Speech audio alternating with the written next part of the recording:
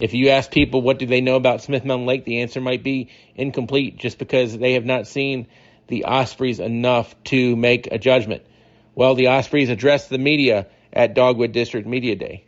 All right, Coach, welcome. Could you introduce yourself and the two players you have with you? Yep, Coach Workman, defense coordinator, Smith Mountain Lake Christian Academy, Brindley Davies, and Landon Gray, both upcoming seniors.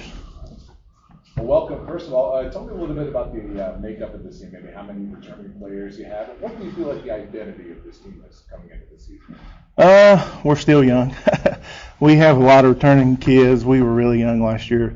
There was points of the season where we probably started 6, 7 freshmen on offense and defense. So we should be a little more experienced. Still going to be young. Yep. So that's going to be our identity. Still young, still trying to get our footing.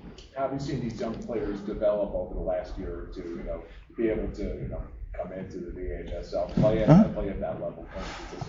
Yeah, it was a big step up because, hopefully people realize what a tradition-rich area, especially our district, the Dogwood District. I mean, there's tons of talent that's come through these schools, and it's a huge challenge, and it's only going to get more challenging, as we go on into the VHSL. So hopefully the kids are up for it. Hopefully they enjoy it. It's a huge learning curve, but we look forward to it. For the players, what did you learn most from last season? What are you most excited about applying from last season towards having a more successful year this year? I just think that we got more seniors this year, and I know we're young, but we all work super hard, and I just think that's the key to success.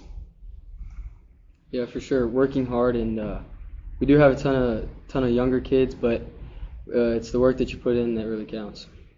What's the biggest lesson you, the players, learned last year, in order to kind of prepare you, to play better this year? The coaches teach us what we need to know during the practice. So if you apply what you learn in practice to the games, it really helps. Just knowing how to lose before you win, just adversity, all that stuff. Like we had probably like 3 seniors last year, so many freshmen, so many inexperienced players, and it's just a learning experience for all of us. Coach, could you talk about your schedule a little bit? Obviously, playing the half Dogwood schedule gives you an opportunity to play a lot of different teams. So who are some of the teams you're most looking forward to playing? Ideally we'd love to play, full district schedule, but I get it because the way that's set up in advance, it's really hard to put those schools in a bind. So, I want to see how the kids respond to, of course, the Riverheads game. That's a rich, tradition-rich program. How good can the kids bounce back? Have we improved? And that's kind of a measuring mark when you play teams like that. That's been a traditional powerhouse in single A. So it kind of gives you an idea of where you're if you've made that leap from year to year. How would you maybe describe or define what we can expect from you guys on defense this year? We did switch systems. I would say getting back to more assignment football and following more of the game plan on Friday night and just playing assignment defense. How important is it that people are worried about their assignment, not the guys next to them assignment? Well, it's everything in football because if you have 11 guys on the field, that one missed assignment usually leads to a big play. So you have to, especially if young kids, as we had last year, you're coming up through middle school and JV, and not a lot of those kids are, I don't want to say coached assignment football from start to finish coming when we get them. But when you have young kids, there's a lot of missed assignments and there's a lot of big plays, and we gave up a lot of big plays last year. With a lot of young kids, how do we continue to preach the message of staffing success each and every year as you guys are, trying to make this transition too? Well, that's a good question because, we're like everyone else. We're not oblivious to losing's no fun. And kids nowadays, they're not oblivious to, there's social media, I'm sure, out there that they read, and they see the scores, they see the highlights. So there's no hiding from it. But you hope you have enough character in the kids. You hope you preach it to them, hey, look, you have to lose to win. eventually you have to break through because losing can be contagious as well. But you just have to keep preaching, do the work, put in the time, play your assignment, and then eventually you'll break through. That kind of underdog mentality must also breed some smaller wins throughout practice, though, right? Like if some of your younger guys are doing something right for maybe the first time, that can kind of breed a better culture and throughout the year. Yeah. Well, we do have a little bit of underdog mentality. We're a very, very small rural school. Our enrollment's very small. So we're probably going to have 30 kids on the football team. So you do have to have a little bit of underdog mentality, and you do have to really pay attention to your assignments and play assignment football.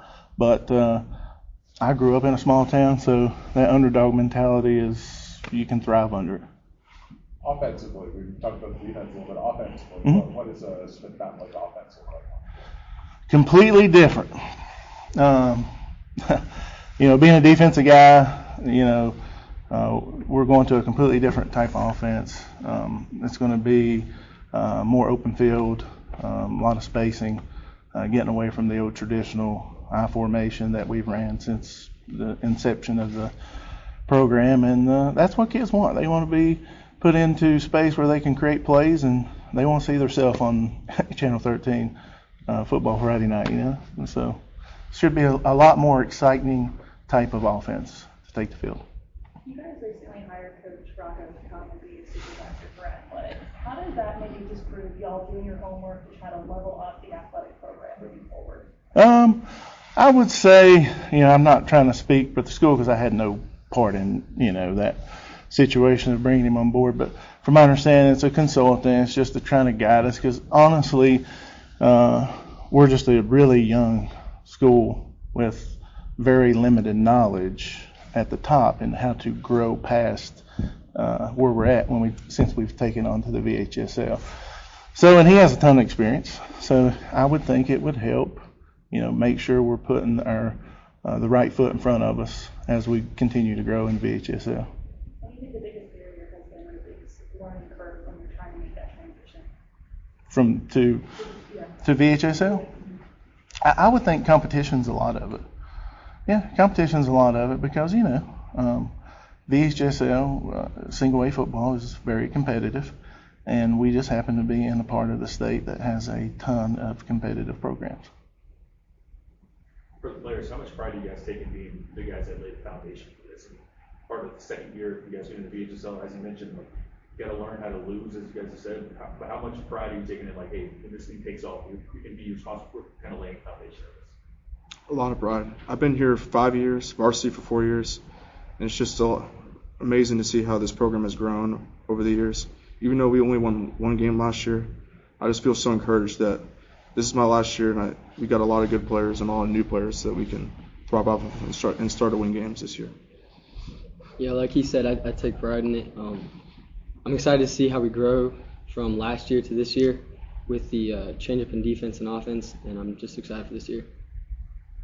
Here at Smith Mountain Lake, they said they're a young team. They know that the mountain is high, but hey, that mountain can be climbed. We'll hopefully hear from Smith Mountain Lake throughout the year on the Sports Buffet podcast. This is Bob Alvis.